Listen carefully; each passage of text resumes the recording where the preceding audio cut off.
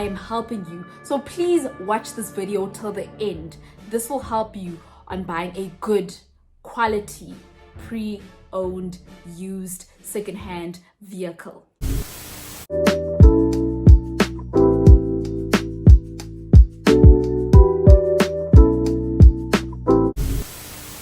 Hi beautiful people, welcome back to Authentically Real with your girl, Nomathamsanqa Mfundisi. Hi to the new subscribers. Welcome back to the returning subscribers. And hi to those of you who have not subscribed. Why? What is the wait for? Why have you not clicked the subscribe button? Anyway, please subscribe. Please don't forget to like, comment, share my video to people that would be interested in this type of content. And also please don't forget to check out the verse of the week. I will be leaving that in my description below. Guys, I am doing a video, as you saw by the title, on buying a second-hand car. So this is a pre-owned car, this is a used car. Basically guys, I'm going to give you questions to ask the dealership, what to look out for, what you can request for, dealerships that you should go to, just things that people don't know about. So getting second-hand cars, getting pre-owned and used cars can be a lot more cheaper compared to buying a brand new car. Also guys, if you want to know more about the process of buying a car, if you want to know about vehicle financing, please head over to my other video that I did on what to know before buying a car. Okay, so the first one is look for a dealership with a good reputation. Okay, so I know some people might want to do private buying. Private buying is, for example, Johnny from 2 roads down your house wants to sell his car. Okay, that's what I mean when I say private buying. But that can be very risky, and I'll get into that a bit later in the video. Make sure that it has a good reputation. Go on to Hello Peter, go on to the internet to find its reviews on the dealership and people that have bought cars from the dealership. What I would advise, I don't want to give advice, but I would advise is maybe going to a pre-owned vehicle section. For example, at Suzuki has a section at the dealership where they sell their brand new cars, and they have a section where they sell their pre-owned cars. With regards to the pre-owned cars, basically what the dealership does, they pride themselves on quality.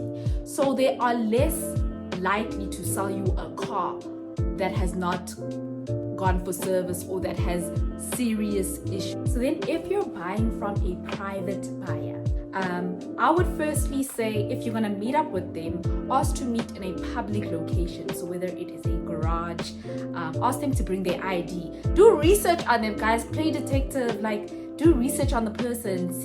Check them out on LinkedIn. You know I love LinkedIn. Check them out on LinkedIn. Check them out on Facebook. See that they exist. Because guys, I feel like a lot of the times you could end up getting scammed. They could sell you a stolen car that has happened to someone. Do your research on the car.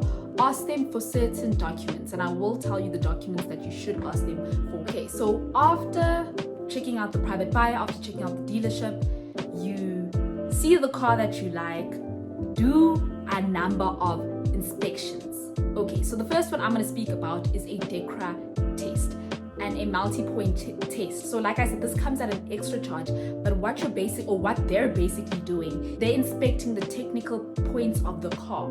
So seeing that things actually work, things actually make sense in this car, so that you're not taking away a car that is beat down or a car that's gonna kill you after a month. They're just checking that things are actually in place. So you as a buyer, if you're going to buying the car from a private buyer or from a dealership, it's okay to say to them, I want to do a DECRA test. Also with regards to your car, it is a compulsory requirement. It is a legal compulsory requirement for a car to go for a roadworthy test. So when you're getting the car from, like I said, your private buyer or your dealership, ask them for the certificate of the roadworthy test, because it is a legal requirement. They must, or they should have done it as soon as they change, or as soon as they've even thought of changing ownership. They should have taken it to go for a roadworthy test. Okay, so basically those are independent checks that you can do as a buyer to make sure that your car is, a-okay. The next point that I would say is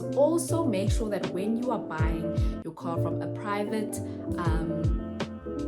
dealership, from a dealership or from a private buyer, make sure that the car still has a warranty in place. Most of the times when you go to a pre-owned dealership, like I said, a Hyundai on the side of the pre-owned cars, a lot of the times, I'm not going to even say a lot of the times, 100% of the time, the car will have a warranty with it. But it's okay to ask just for your peace of mind. So that if your car has some sort of mechanical problem, my friend had this issue, you are able to at least take the car back to the car manufacturer and get it fixed within that warranty, however long that warranty lasts. Okay, with private buyers, ensure to also ask questions like that, and make sure, if it's not, make sure that you get your car onto a warranty plan like that. Okay, but let's say now you bought the car that you want, the warranty has already expired. Let's say that 3 years has already passed. What you can ask your dealership is, okay, is the car still under warranty? They'll say no, it expired yesterday. And then you can ask, okay, can you put it under warranty? What other options are there? And most times they're most likely to put you under a third-party warranty. The thing I would say is that ask questions. So I'm going to give you a bunch of questions that you must, it's imperative that you must ask. Ask if your car has been for a cam belt service or replacement. Ask them if the vehicle has gone for its prescribed service within the actual intervals that it was meant to go for. Make sure that the service book is up to date, that the car has continuously been for service when it was supposed to go for service. Ask them for proof of that you are allowed to ask that. It is part of the Consumer Protection Act. Ask if it's been in an accident before. Has it been rebuilt? Ask if the previous owner traveled long distances. Check if all mechanical stuff work, if your window opens, if your door handles are working on the inside or the outside. Small things, guys. Okay, so the next thing that we're going to talk about is the kilometers. Okay, so I believe that the lesser the kilometers, the better. It's not always the best case scenario. You could find a car with high kilometers, but it's been with amazing service. Parts have been replaced. It's just been perfectly done. You can find cars with really high kilometers, but with those factors. But a lot of times that's not the case. So I would say look for a car with maybe low kilometers. Like I said, with the more kilometers it has, that means the more it's been on the road. Okay, then we have accident and theft reports. You can actually check a website called First Check. I will leave that in my description below, where you can check if your car or if the vehicle has been compromised in some sort, whether a part has been stolen before, whether it's been in a serious accident before, and they are able to check, but that is also at an extra charge. The next point is checking tires and checking oil leaks. Okay, let's start with tires. Tires that are smooth or uneven is not a great thing. If the vehicle has oil leaks, that also is an indication of bad service. Another point that I want to speak about is test driving the car. Try to see if you can drive the car for at least maybe a day, 24 hours. I know certain dealerships like BMW does that. I don't know about other dealerships, but try to negotiate if you can test drive the car for 24 hours so that you can get a feel of the car. If you're not a person that understands cars like moi, get someone like your mother, your brother, your father, and go with them and let them test drive the car so that they can see and inspect what's wrong, if it's making sounds, maybe the clutch is a bit weird. Also, guys, another point I want to add is the Consumer Protection Act.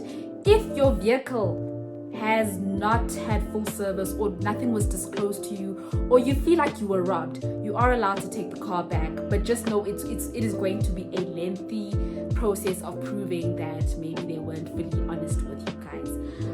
So just keep that in mind. But if you want to buy a secondhand car, go for it. It's cheaper. You could really find a good buy, but you could also really find a bad buy. But I know people that have found great buys and their cars have lasted them. So guys, go for it. Anyway, guys, I hope that has helped you. I hope I have given you great points that could help you with regards to looking for a used / pre-owned / second-hand motor vehicle from a private buyer or from a dealership. Please don't forget to like, comment, share, and subscribe. Please don't forget to also check out the verse of the week. I will leave a lot of these things in the description below, guys. Anyway, guys, thank you so much for tuning in, for staying. If you made it this far to the video, please can you give this video 60 likes, guys. Anyway, guys, thank you so much. Don't forget to be authentically real.